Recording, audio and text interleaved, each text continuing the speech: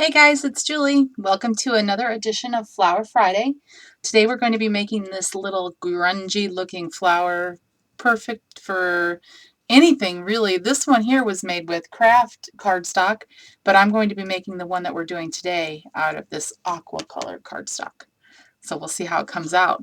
We'll get right to it. Okay, so for today's flower, you're going to need a few punches or use your Cricut or your Silhouette and find a 5-petal flower. Even a 6-petal flower will work on this one. I'm going to be utilizing some punches that I think some of you might have hanging around. This is an EK Success, and it's a 5-petal punch, and this is the extra large size. And I have been having a few issues with mine, so I'm not quite sure how it's going to react today, but we'll find out. This is the medium. I think it's actually the large size 5-petal punch, and then this is the small size 5-petal punch. And these are all from EK Success. So they're just different sizes of the same flower. You're also going to need some distressing. I chose Vintage Photo, and I used that on the craft cardstock, and I'm also going to see how it looks on the like this aqua colored cardstock too. I think it'll come out looking pretty good. You're going to need a small brad. As small as you have will be the best. You'll need a paper piercer, and you're going to need a blending tool or whatever you use to put your distressings on with, makeup sponge, whatever. And you will need some kind of either water or glimmer or something, whatever you want, but you have to have something to get the cardstock wet. And you will also need a heat tool, or you can let it dry by itself. So the first thing that we're going to do is we're going to punch out 3 of each of these flowers. I'm going to go ahead and work with the largest punch first because I know this one's going to be the one that gives me trouble. This cardstock is very heavyweight. It's old club scrap cardstock.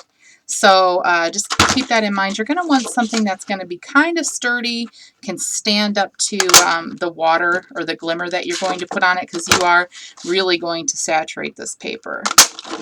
Okay, so, all right, good deal. So I was able to get 3 punches with that, and then I'll go ahead and get 3 punches with this one. And it might be a little hard to punch through if you're using a heavyweight cardstock, because this one is this is a really nice thick paper. And if you guys are familiar with Club Scrap, you know that their paper was really amazing. And you know what? I don't even know if they're still around or not. If they still do like monthly kits or not. And if someone wants to tell me, I'd really appreciate it, because there was one thing that I really liked about that, and it was the cardstock that they had and also their stamps. They really had some amazing, amazing looking stamps. Okay, so now I have got them all punched out. So now, here's where you need to make a decision. On this one, didn't color the edges until I got to the end, okay? Because I didn't really think about it until afterwards. So on this one, I'm going to go ahead and just kind of hit this with some Vintage Photo right on the edges, because then when I spray this, it's kind of going to, because Vintage Photo really reacts with water, it's going to kind of, drip down a little bit or merge into the paper or whatever you want to say. But I'm just going to go ahead and hit all these petals with just a little bit of this Vintage Photo. Now, if you don't want to do this, you don't have to. You can wait until the end like I did on the other one. I'm pretty sure the look is going to be pretty much the same, but we'll know here in a few minutes. So I'm just really quickly just hitting this with the Vintage Photo.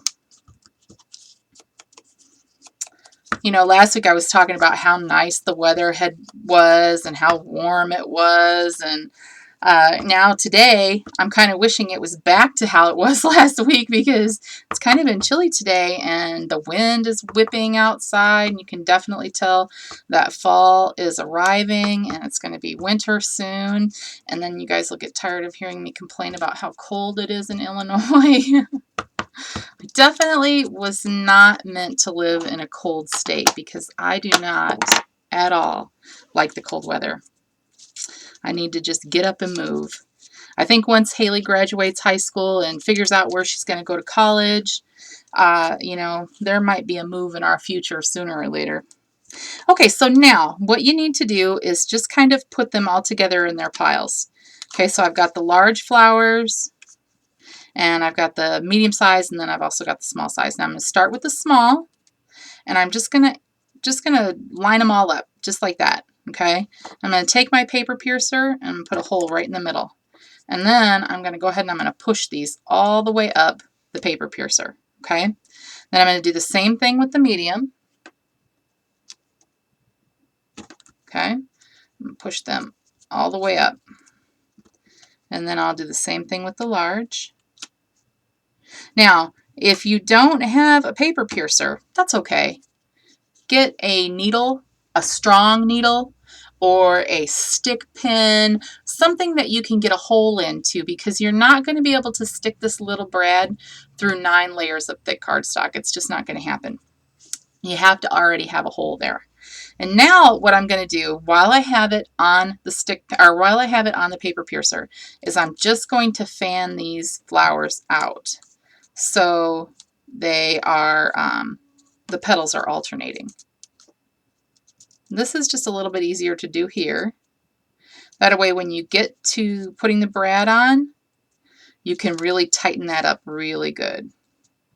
Okay, so now I've got my flowers all together and I've just pulled them off the paper piercer. Take my brad and I'm just going to stick it through.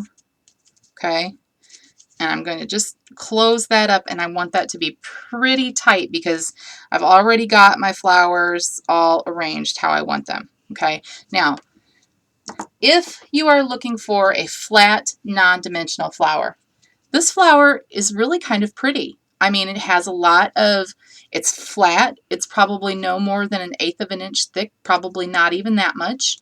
And, you know, it looks nice, I think. And I think that this would look really cute on something that you don't need any dimension on, or you can't have any dimension on.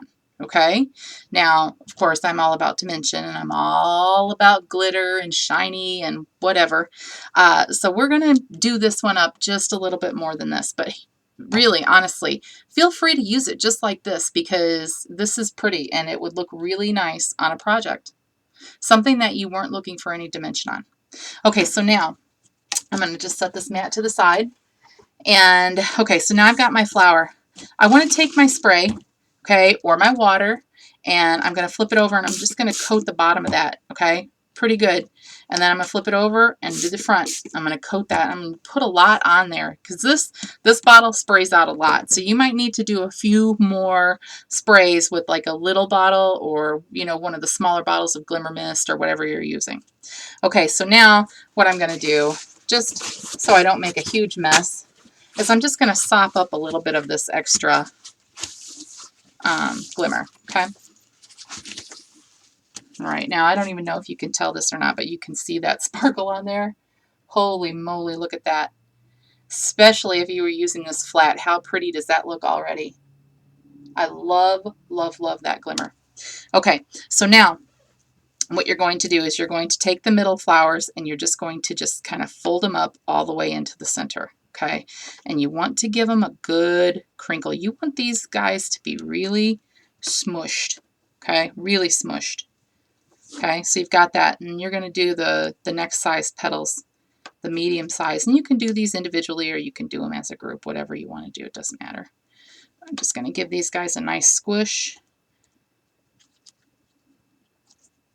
And you can see how toward the middle of this, I don't know if you can see the different colors of the cardstock. That is because it's not soaking wet on the center, and that's okay.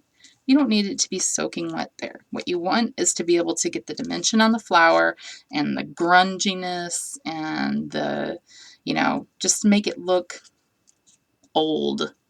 Old and crumbly, like it's going to fall apart if you touch it. Okay. And then as you get to the outer petals, they're going to be really wet again because we soaked the back and we soaked the front.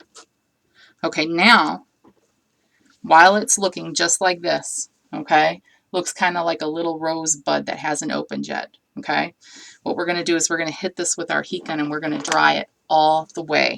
Okay, so let's just go ahead and make sure these petals get nice, almost crispy. You know how cardstock, once it's wet, gets kind of crispy when it's dry? That's what you want. You want this cardstock to be dry.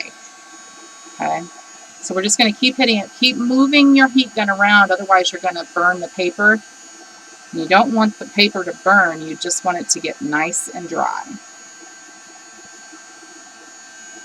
And as you're going along and you feel like the outside gets dry enough, start opening it up with your fingers, okay?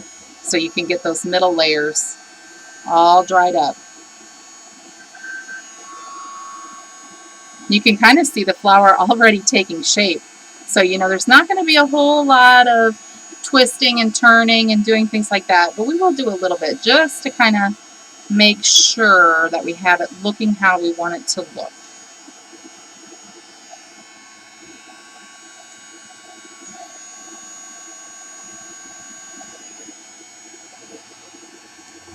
Now, here is where, oops, see, I lost a petal. Sometimes the paper falls apart, and that's okay.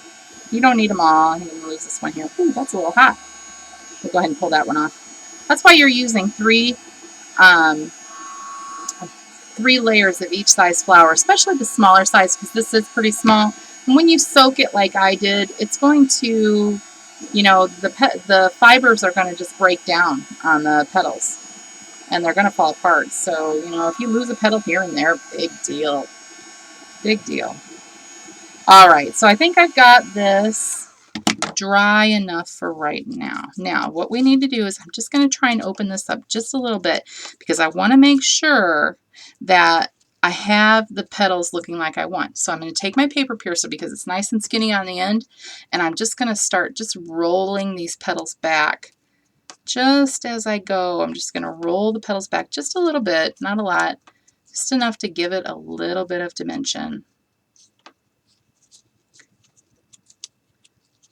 You don't have to do a whole lot of shaping. And if you find that you like the way it looks like this, great. Perfect. How simple was that? It took like 3 minutes.